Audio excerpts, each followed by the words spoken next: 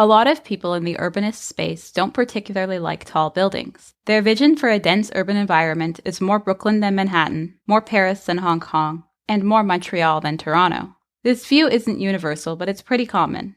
On a personal level, we're actually sympathetic to this. Some of our favorite videos that we've made highlight Montreal's multiplex housing, which we praised as not too tall that you need an elevator to reach the ground, or too spread out that you need a car to reach a grocery store. Medium-density housing is underappreciated in English North America, and if we had to design our ideal neighborhood from scratch, it would probably look something like that. But preference is different from policy. We're happy saying that on a personal level we prefer a more ground-oriented density of 3 to maybe 6 stories over a taller apartment building, but we're more hesitant when people point to the benefits of medium-density housing as a reason to block taller buildings from being built. We're not saying it's wrong to regulate housing in some ways, but urbanists should know the pitfalls of over-regulation from looking at the highly regimented suburbs that we so often criticize. These were designed by people who want to tell you exactly what kind of housing you should live in. Single-family detached. How big your yard should be. Big. And how much car parking you should have. Lots. This doesn't take into account people's different needs and preferences, and it doesn't appreciate costs and trade-offs. Urbanists need to be careful to not replicate this heavy-handed approach, even if, and maybe especially because, they're so confident that their preferred level of density is the best one. In this video, we're going to look at what the anti-tower perspective gets right and what it gets wrong. One argument people give against allowing taller buildings is that they're just not necessary because mid-rise and even low-rise housing provides plenty of housing supply. This is usually based on looking at European cities that achieve pretty high densities with 4 to 8-story buildings. It's true that you don't need tall buildings to achieve a dense city, but if you're going this route of trying to emulate European cities, then you need consistency and buy-in from a lot of property owners and developers. Paris and Barcelona are very dense because they're almost entirely mid-rise buildings. Our approach in North America has been the opposite of consistency. We try to limit density and concentrate it in less desirable spots, like arterial roads and former industrial land, leaving most neighborhoods limited to only low-density housing.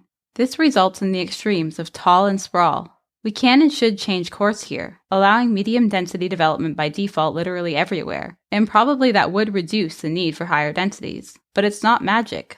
You can't force people to sell or develop their low-density property, and you can't guarantee that every project will be financially viable as medium density. We're not playing city skylines. At least not until after this video, where we can demolish and rebuild a neighborhood on a whim.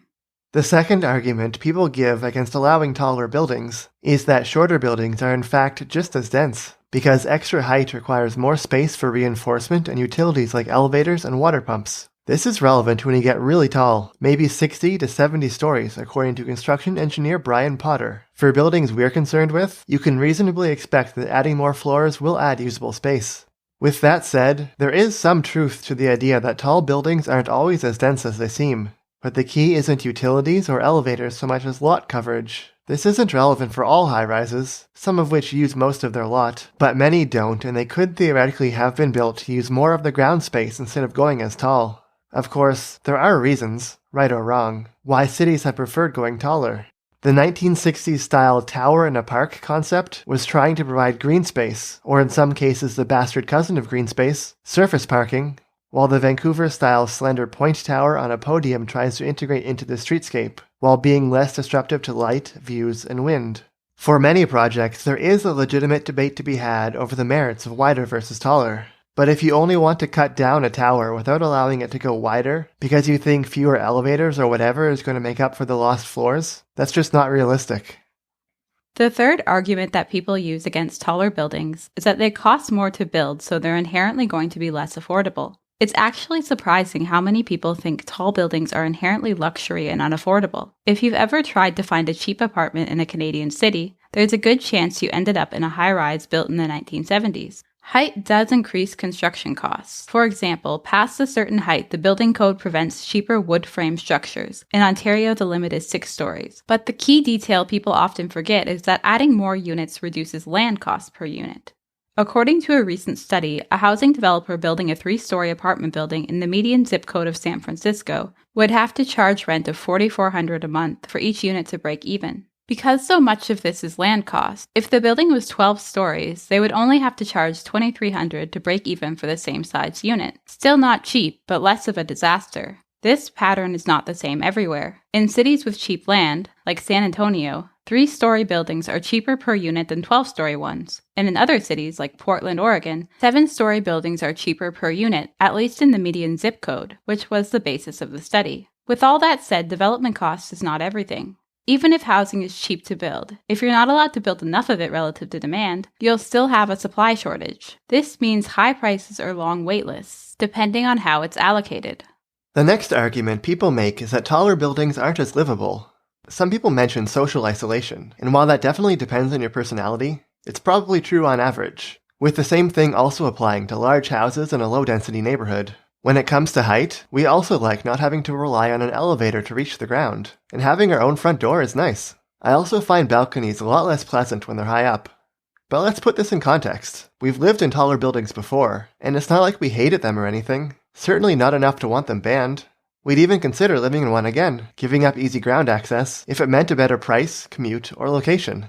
There's actually a fundamental problem with how we talk about density in housing. People condemn the livability of towers, saying they lead to social isolation or too much separation from the ground. But it seems like critics don't really think through the actual alternatives. It's like they're imagining that people can say, instead of living in this tower, I'll take a detached house or a low-rise apartment in the same location for the same price. But that's physically and economically impossible. If you reduce a 20-story building to 4 or 5 stories, you're probably going to raise the price for each unit, and you're definitely going to displace lots of people. Let's say they go live in a shorter building in a more distant neighborhood. You've just saved them a 30-second elevator ride, but added 30 minutes to their commute. That's not a clear win for livability. That's a trade-off that should be their decision, not for us to tell them that towers aren't livable. Another detail that often gets forgotten is that taller buildings still have lower-level units closer to the ground. It's even possible to build these as townhouses with their own entrances, which is common in Vancouver. Towers can preserve many aspects of ground-oriented density, while also providing higher floor units for people who don't care, or even prefer living higher up. Somehow, we forget that many people really do like living higher for the views, light, or just being removed from street noise.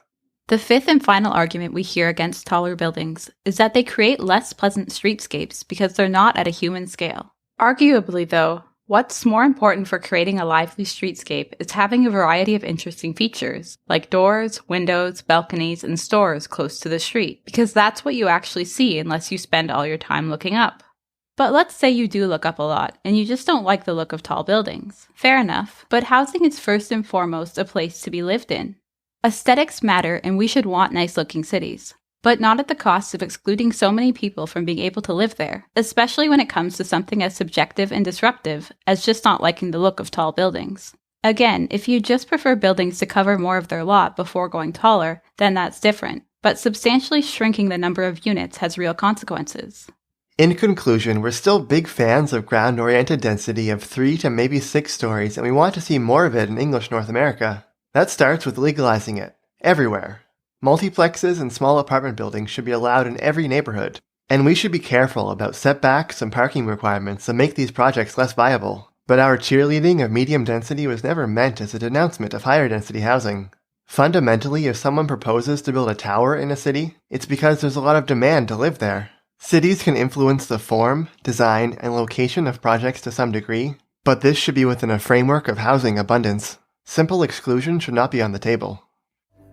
Thanks for watching through to the end of the video. Don't forget to insert joke for us in the comments because we can't think of one, and subscribe. And once again, we'd like to extend a big thank you to our generous supporters on Patreon.